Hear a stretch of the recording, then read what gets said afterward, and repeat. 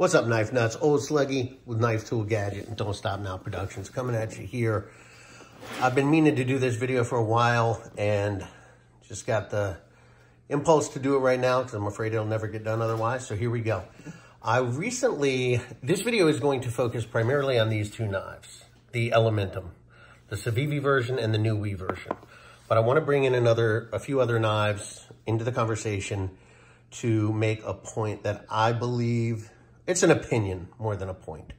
But I watched one video. I was kind of scouring YouTube, and I only saw one real comparison video talking about the Wii knives versus the CIVIVI Elementum and whether this knife should exist. You know, nicer materials, price point being a little bit higher when you have this perfectly good version. It made me think immediately to the steel wheel cut jack, which I have in the M390 version. It also comes in a lower steel. This is one of my all-time favorite knives as well. And then that got me thinking about some Spydercos, some CRKTs. And first I'm going to outline my point. Should this knife exist? Should the Wii knives Elementum exist at a higher price point with nicer materials? I believe this one has CPM 20 CV steel. It's titanium frame lock. And you could also make a case, you know, similar modern classics, I would say, would be the Bug Out. And there are a couple of others. Certainly the Polar, the Para 3, but staying with the focus on the on this guy. So we have the CIVIVI, which is perfectly fine, D2 steel, tool steel, non-tool steel, basically less expensive steel, G10 handles, liner lock. This guy's actually very, very smooth. I think that there is absolutely 100% a place for this knife. And let's pretend it's not even a frame lock. Let's just pretend for intents and purposes these are the exact same knives. They've got a plunge lock, I think they've got a plunge lock version, or a button lock version rather, on the market now for this guy. But for all intents and purposes, let's just say that you've got this knife at 60 and this knife at 120 approximately. And it all started with this. The Elementum became an instant classic for good reason. It is very, very, it's just one of those perfect knives, right? It's, you know, apart from, I wish I could get my finger up into here just a little bit better. It's got nice jimping. It's a good size, good thickness, easy to carry, disappears in the pocket. You can push button it, you can light switch it, and it's got nice, smooth action. I don't actually like it as much as the cut jack, but the cut jack is significantly larger, which I think is why, while it did receive good reviews, not quite as good as the CIVIVI.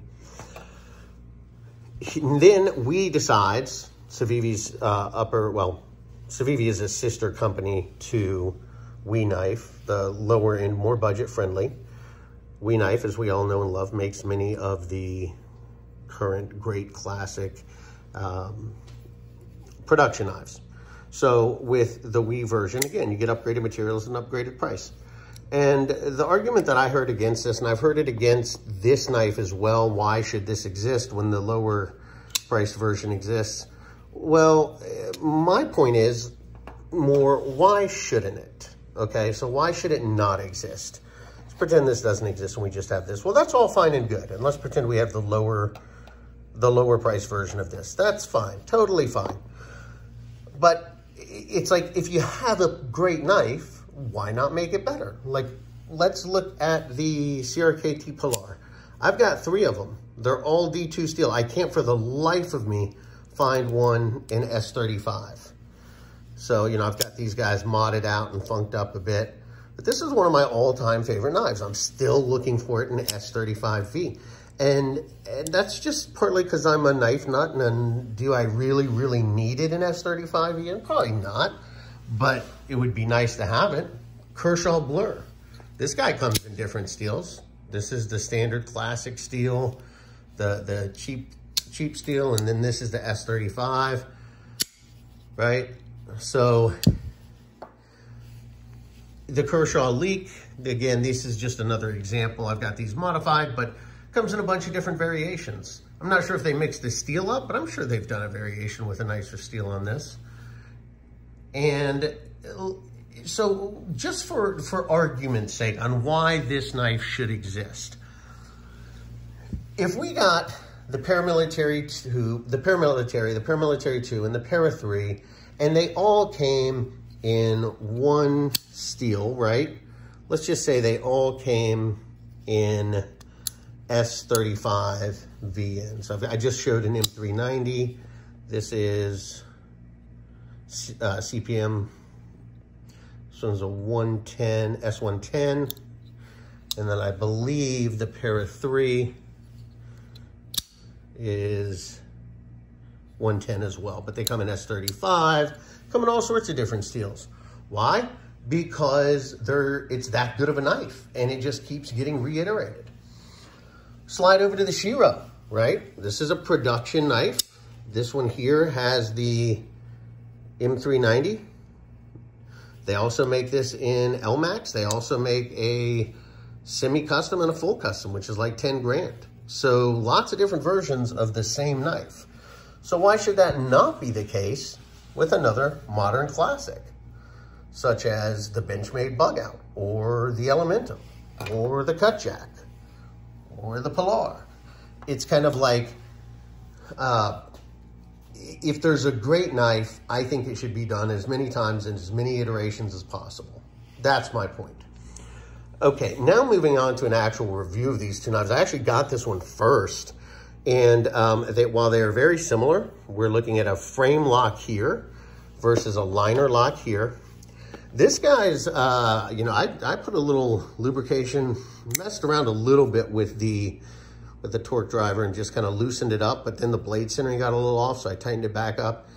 Lockup is about 50%, so medium late. Little bit of pressure required to get it by there. I can't quite, yeah, I mean, I can throw it shut, but it's, you know, it might just need to be loosened up a little bit. So I was a little surprised that it wasn't smoother, but that said, it's great. I got this guy, right, the CIVIVI version, and it fell shut much more easily right out of the box. However, I will say that this liner lock, given that it's such a slim knife, it's very, very thin, which is part of what makes it so great. It really is annoying on the thumb. Our lockup here is on the earlier side, probably about 30%, 35%, and it's easy to push over, but man, is that just kind of grabbing into my thumb. So I really think this knife is better as a frame lock than as a liner lock. So it's a little tricky because I like the action. The action on this one's a little bit better, but I'm not a big fan of the liner lock. This one just feels like more of, you know, an EDC community kind of like knife nut, everyday carry, titanium frame lock, still coming in at a very affordable price. And I'm quite confident in the hands of a decent modder, not even modder, just somebody who kind of knows what they're doing. And I could even do this, disassemble this, kind of, you know, get it to fall shut. I mean, the blade is very thin and it's very light. So maybe I shouldn't be expecting the kind of fall shut action that we see with, you know, something like the Shiro, right? But that's not to its fault. It's just very light. And again, you know, I mean, this is just a knife nut thing where you just get really picky and want everything to fall shut perfectly. And that's not always going to happen. The steel wheel cut jacket does. So again, between these two, honestly, I mean, that would be really tough. Just because of the differences, liner lock, frame lock. I'd probably keep this one, even though it's a, you know, I just need to work on just need to lube it up and get it more broken in. So both great knives. Can't go wrong either way. It's the same knife, but again, So this is the same knife ultimately as the LMAX version, which is less expensive. And this is, now I've got aftermarket titanium frames on all these Spydercos, so keep that in mind. But, you know, all the different steel possibilities, still the same knife, just different steels. Same with this guy in D2 versus S35 VN. You know, so I don't see what the big deal is with, you know, bringing out a really great knife.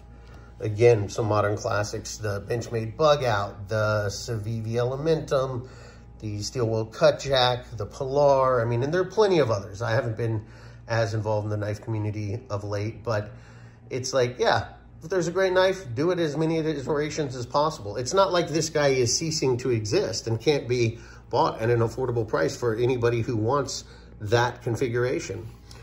But why not make your greatest knife, probably that we original design, probably their greatest original design, why not step it up into the we variation, right? Anyway, that's my 2 cents for what it's worth.